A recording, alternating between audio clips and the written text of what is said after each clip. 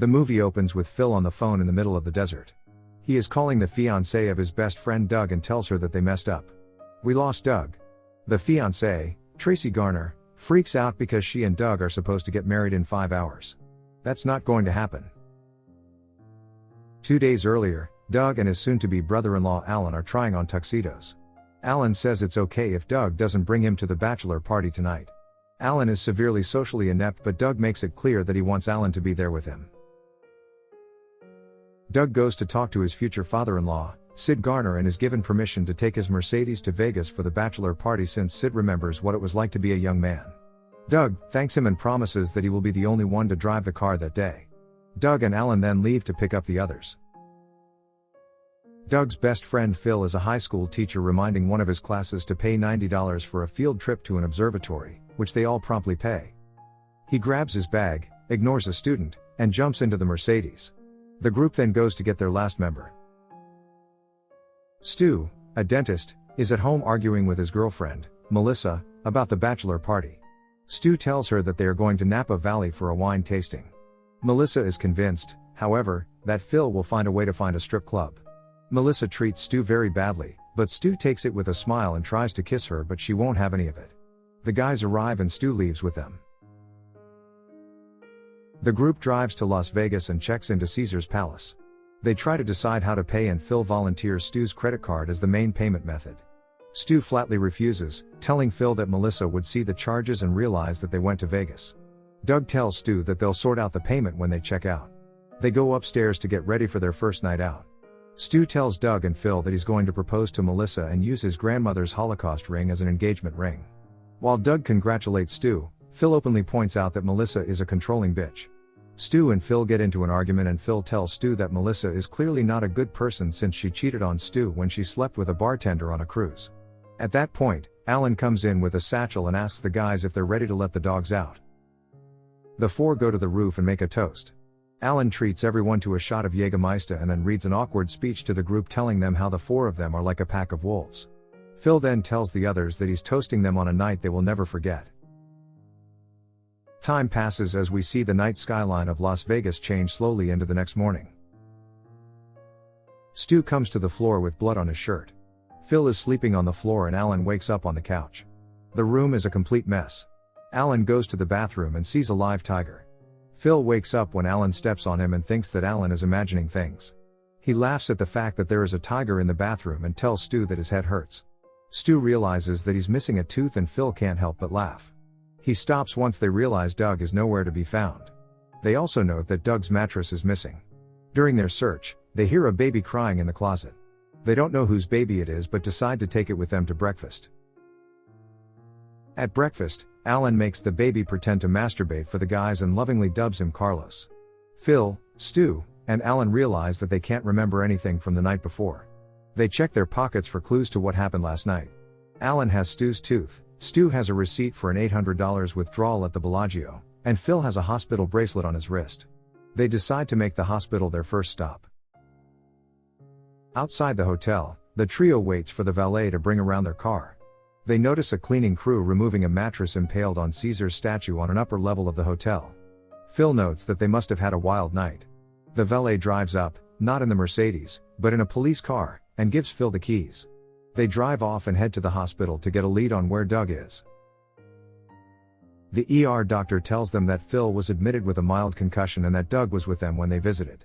Phil bribes him for more information and the doctor tells him that they had just come from a wedding at a chapel a few blocks away. The doctor also tells Phil that he had high traces of Phylon, referring to the date rape drug known as roofies, in his system. Phil freaks out at the possibility of having been raped, but the doctor tells him he wasn't. The trio decides to head there. When they arrive at the chapel, they are greeted like family by the proprietor, Eddie. They can't remember why, but soon found out that Stu married a woman named Jade the night before and that everyone was present for the wedding. Stu freaks out a little, Phil looks into an annulment and Eddie gives them Jade's address. The trio head to the car and as they pull out, they are confronted by a pair of Asian gangsters demanding that the trio return someone they kidnapped. The gangsters pull out guns and threaten the trio before accidentally shooting Eddie in the shoulder. Phil drives the car out of the lot. They get to Jade's and find her on the phone freaking out because she couldn't find her baby, who turns out to be named Tyler. She sees Stu and is happy to see him, but he freaks when he finds out that she's a stripper who works as an escort and he gave her his grandmother's Holocaust ring. The group is interrupted by the arrival of 2 police officers who arrest the trio for stealing their car. At the police station, Phil decides to call Tracy and tells her that they are enjoying Vegas so much they are staying an extra day. He doesn't tell her that they lost Doug and is forced to hang up when they are taken to the interrogation room. The 2 officers are angry that the trio stole their car and want to hold them over to be arraigned the following Monday. Phil explains the situation and then attempts to blackmail them into a deal for losing track of their squad car, which backfires. The officers agree to let the guys off the hook but trick all 3 into being test subjects for a group of kids, demonstrating the effects of a taser. The guys agree whether the effects of being shocked by both the police and a couple of the kids, one of which is determined to get revenge on Alan when Alan kicked him lightly in the squad room. After the demonstration, the trio heads over to recover the Mercedes that the police impounded. Stu is surprised that the car is in pristine condition and they then drive back toward the hotel to see if Doug went back. On the way they hear a knocking in the trunk and think that Doug is in the trunk of the car. They open it only to have a flamboyant and naked Asian man named Leslie Chow jump out with a crowbar and attack them. After he runs off naked, Alan admits that he spiked their Jägermeister with the roofies, thinking they were ecstasy pills. Stu flips out, but Phil plays it cool and the trio returns to the hotel. They are about to enter the hotel room when they remember the tiger. They cautiously open the door to find Mike Tyson and his bodyguard in the room. Tyson is singing In the Air Tonight by Phil Collins, getting the guys to join in before knocking Alan out cold. It turns out the tiger belonged to Tyson and the reason they were able to find the hotel room was that they found Doug's jacket and room key in the tiger cage. The trio is terrified because Tyson implies that the tiger may have eaten Doug. Tyson gives them an hour to bring the tiger back to his house. Alan puts 5 roofies into a raw steak to knock out the tiger, and 2 hours later they cart the tiger into the Mercedes. While driving to Tyson's mansion, the tiger wakes up and scratches Phil's neck. The trio gets out of the car and pushes it the last mile of the way while the tiger chews up the interior of the car. Upon arriving at the mansion, Tyson shows them a security tape of them stealing the tiger and Alan urinating into Tyson's grotto pond. Doug was with them and they put it into a police car but not before Phil screamed, "Look, I'm raping Tyson's tiger and pantomiming having sex with the animal." Tyson asks where they got the cop car, and gives them props when they tell him they stole it. With no further leads, the group heads back to the hotel. On the way to the hotel, Chow and his men crash their car into the Mercedes and force it into a pole. They tell Phil that he kidnapped Chow, calling him my lucky charm and that he wanted to take Chow home with them. The gangsters also notice that Alan took Chow's purse, which resembles Alan's satchel, with him and that the satchel Chow carried had $80,000 worth of Bellagio casino chips. Phil says they'll return the money, and Chow gives them until sunrise to get it to them and shows them that he is Doug in his SUV with a hood over his face. The gang returns to the hotel and can't find the satchel. They call Jade and let Alan try counting cards to win back the $80,000. Alan is a success and they make over $82,000. Just as the security men are about to move in on them for card counting, Jade fakes an accident, and Alan and Phil get away. The group drives to the meeting point to make the exchange. They give Chow $80,000 in cash and Chow gives them Doug. Unfortunately, it's the wrong Doug. The Doug that Chow's gangster kidnapped, who is African American, turns out to be the man who sold Alan the bad ecstasy. Phil gets mad and tells Chow to give them back their money and to take Black Doug with him. Chow refuses and drives away. Phil decides that it is time to end the charade and tell Tracy what happened. We hear the opening play in the background as Black Doug, Stu, and Alan discuss the reasoning behind the name Roofies. Stu then realizes that they put Doug on the roof of Caesar's palace as a joke but forgot him and locked him up there. The mattress on the statue of Caesar was thrown there by Doug while trying to signal for help. Stu immediately tackles Phil and takes the phone away from him. He tells Tracy that Phil is drunk and that they are heading back now with Doug.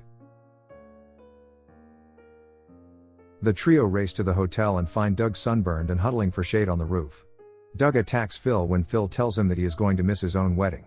The group checks out and races to the now ruined Mercedes. Stu and Jade have a heart-to-heart talk and Jade tells him she knows the marriage was a mistake and gives him back his ring. Stu asks her if she wants to go on a date next weekend and she agrees. She also tells him that the reason Stu is missing a tooth is because Alan told him that he wasn't a good enough dentist if he couldn't remove his own tooth. Doug pulls out the missing satchel with Chow's $80,000 in casino chips.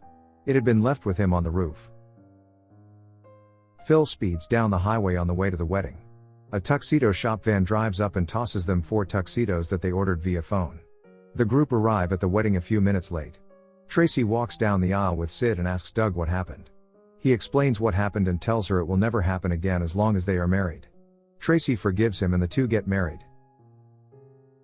Phil is happy to see his wife and son at the reception and spends the evening happy to be home. Alan and Stu are drinking at the bar when Melissa shows up.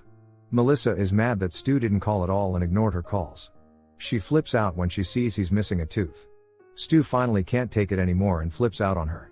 She asks him when their relationship stopped working and Stu loudly announces that it was over when she had sex with the sailor on the cruise. Phil smiles proudly while Doug and Tracy look on in shock. Alan corrects him by saying it was a bartender, and Stu laughs. He tells Alan that they should go dance, which they do. Afterward, Alan hits on Melissa and gets shot down. The guys are all gathered on the patio when Alan walks up with Stu's camera he found lodged in the backseat of the car. It contains photos of their adventures and mishaps in Las Vegas. They decide to look at the photos once and then delete the evidence.